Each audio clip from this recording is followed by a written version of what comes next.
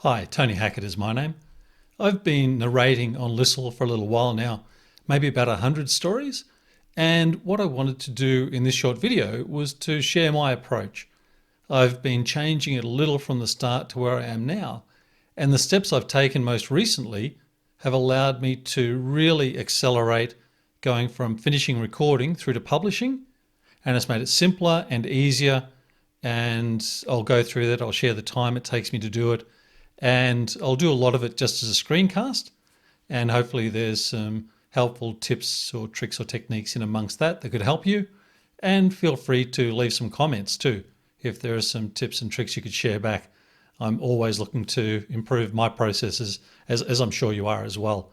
So I'll move to the screencast and I'll take you through selecting a story, using the script, setting up the recording software, and then I'll break, do the recording, then I'll come back and take you through the steps essentially that I take to do the editing and through to publishing. So we'll move across to the actual exercise right now. Okay, we're back now to look at the editing process.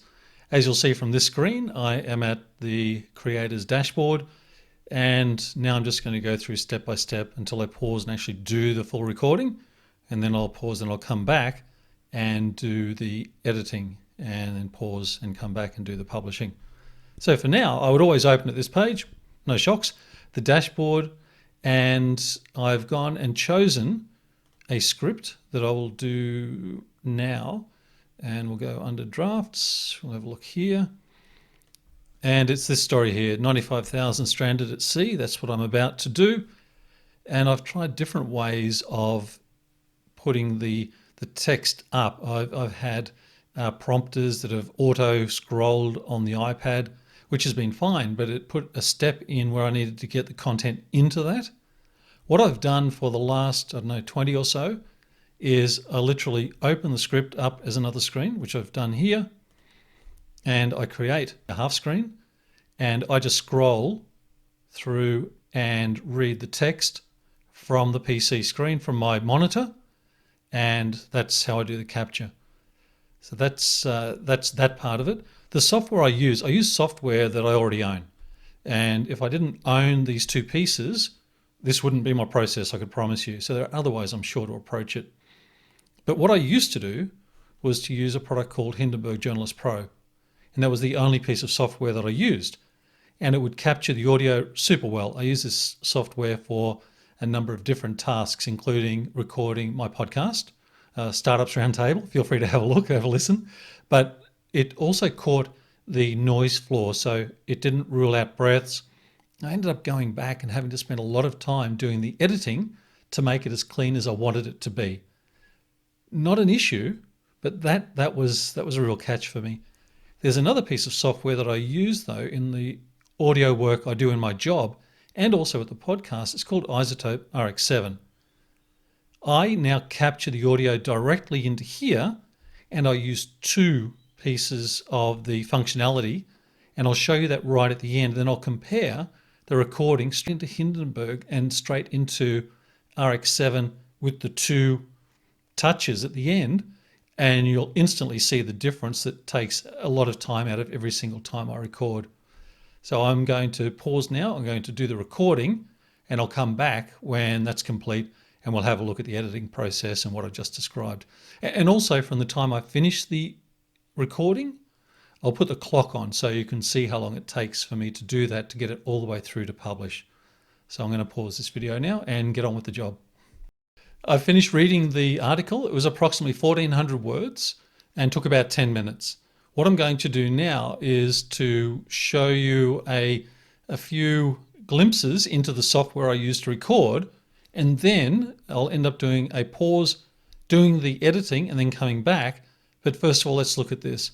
I caught the audio in Isotope RX7, and as I mentioned at the start, the software that I'm using is because I owned it. The RX7 I use for other audio work that I produce, being my podcast, but also I use audio a lot in my business development role, and so I have this software for that. But what I wanted to point out, each of these full lines, 1, 2, 3, 4, 5, 6, 7, 8, 9, 10, 11, 12, They were, and I'm not sure what technique you use, but when I make an error and I need to re-record or go back a sentence and start again, I clap 3 times and that gives me the spike in the audio. So what I'm calling out here is that there are a dozen instances where I need to go and cut and make sure I've got the audio nice and clean. I also have that audio captured in Hindenburg Journalist Pro, which is also software that I own. There are a lot of other softwares around you'll be able to find. There are some for free, Audacity, which heaps of people use. I've never used it, but heaps of people use it.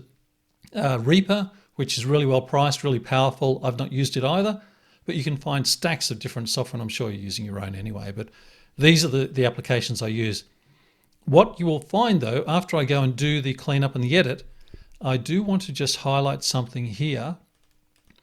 So if we have a look at the audio floor, let me just get this right here, and we start to look, and if you're able to see along the bottom of the audio recorded, you'll see the lighter grey bits. Let's go in a little bit more maybe. And in between phrases or half sentences. And when I first started doing the recording on Listle, I was going through and I was cleaning a lot of them up manually because I was recording into Hindenburg. By using Isotope now, so I'll come back here, there are a couple of things. I do 2 things, and only 2 things before I export. I do mouth to click, which probably aware takes out those mouth sort of smacky sounds that probably showing up now on audio that hasn't been through RX7 and mouth to click. I'll let this run in real time so you get to see how much time is involved. And I'll kind of start the clock now as to doing the editing so we can get an idea of how long it takes to go through to a full finish.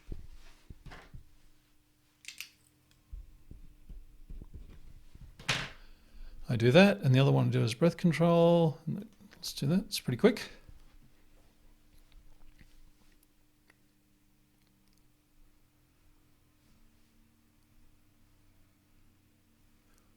I then export this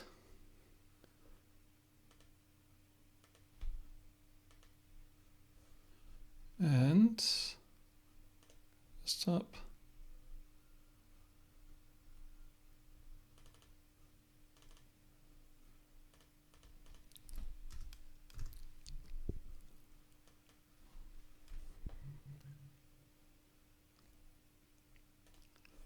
And now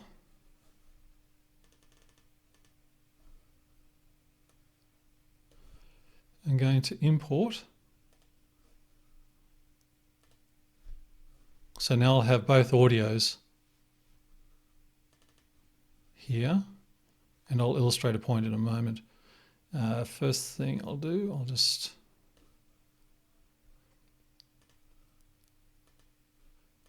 kind of roughly line the 2 up, and I'll explain why in a moment. So once I've got that done, I then link the 2 tracks so that anything I do on one, I'm doing on the other. Do cuts, and let's have a look at that audio. So for example, just a simple example, the top line, Hindenburg, and you can see this noise at the floor, nothing down here. And as you look along, noise, nothing down here. Noise, nothing down here. Noise, minimal down here. So along this whole run, there is nothing I have to touch to take that noise floor background noise out. And that has saved me an enormous amount of time. What it does though, and if you have a look just a little bit along here, have a look on the bottom row here, you'll see the 3 claps. It's possible because that mouth to click and deep breath has shortened the line, you could lose it. And that's why I keep the Hindenburg one so I don't miss any areas that I need to go back and edit. So I use the top simply as my guide to make sure I don't miss any areas. Now the next thing that I'm not going to do, and the only reason I'm not going to do it is because with the screen recording software I'm using, it really messes up. But here is the next thing that has saved me a stack of time and has made it so much simpler emotionally, but also physically, is I have a Nuance Dragon speech to text software. And I've put little macros in, which is crazy easy to do. And I've put the main commands that I use as voice commands. And I'll give an example here just to illustrate my point, but I won't do it because I'd need to turn the software on whilst I've got the screen recording. This here is obviously an area that needs to be edited out. And let's just say for fun, it was that was there. So the error was actually in that block on the left of the three claps, and it picks up cleanly. Right now, I could have a mouse that has a shortcut to cut, or I could come up to the top menu here. You can see I can press cut, and that's fine. But Hindenburg has a really nice, a lot of simple things to do for people who aren't audio experts like me. First thing is, if I had audio on now, I would say rehearse, and it would come back to somewhere around here. If you can see that, say that 2:13 marker, and I would hear my audio come back to the green line, and then it would start again at the white line. So just by selecting, go rehearse, I can say, okay, good, got it. That's where I want it. And then I go cut, and it actually does cut. So I'll just do this, but I'll need to check later after I stop recording for a moment. So I do cut, bang, done. So then I undo that. And in fact, maybe I could do the rehearse if rehearse is up here. It must be somewhere else. Doesn't matter. So that's the story for now. I'm going to stop, and basically at 2:22 on my clock here, I'm going to start. I'll wind it back a minute because we've already done a little bit in RX7 isotope, and I'll take the timer for the 12 edits and clean up, and then export, ready to upload into Listle.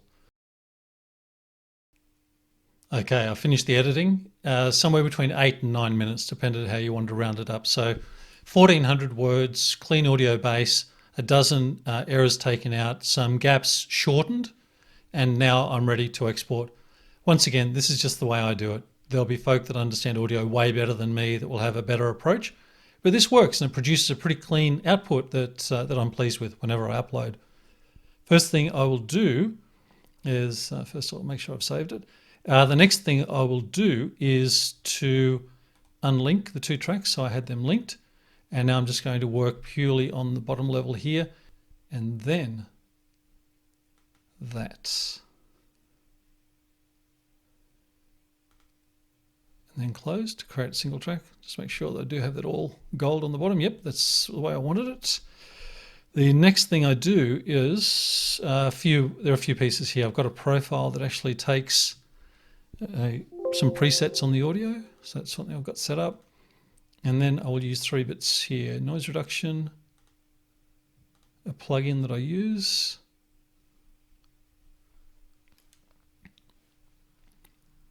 And the final one is a little bit of compression, which I've only just started doing recently. I'm not sure if it actually does a whole stack for me. And I put that at about 4 just to give it a bit of a light touch. Next thing I do is I select this here and I export the selection. And this is creating the file, which is going to be uploaded. So just give it.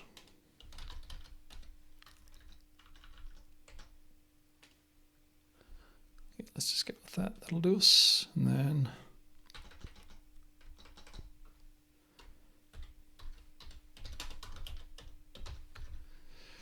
MP3.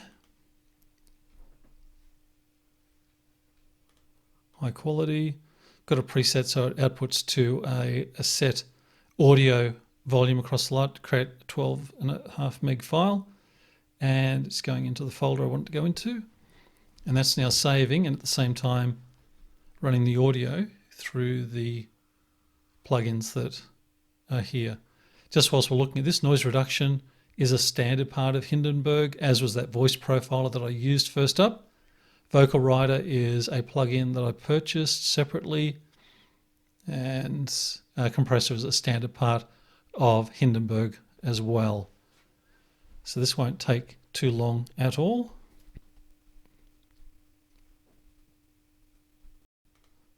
So the next thing I'm going to be doing, of course, is to come to the creator site, to the edit publish, open this up, pre-populated because I selected one that was already there to choose, and I can see that the file is almost finished being produced out of Hindenburg with the plugins doing their magic. And as this green line gets all the way across to the right, that'll let me know the file's ready to be uploaded.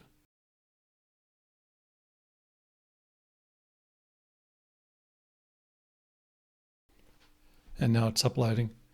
So I think I'll stop there. That's probably enough to show of what I do. If you have any questions, suggestions, as I mentioned earlier, tips, tricks, please put it in the comments, and I'd love to hear your approaches. Anything that I can pick up from you to help me smooth out my process would be fantastic. Hopefully this was of use, and yeah, good luck. Bye now.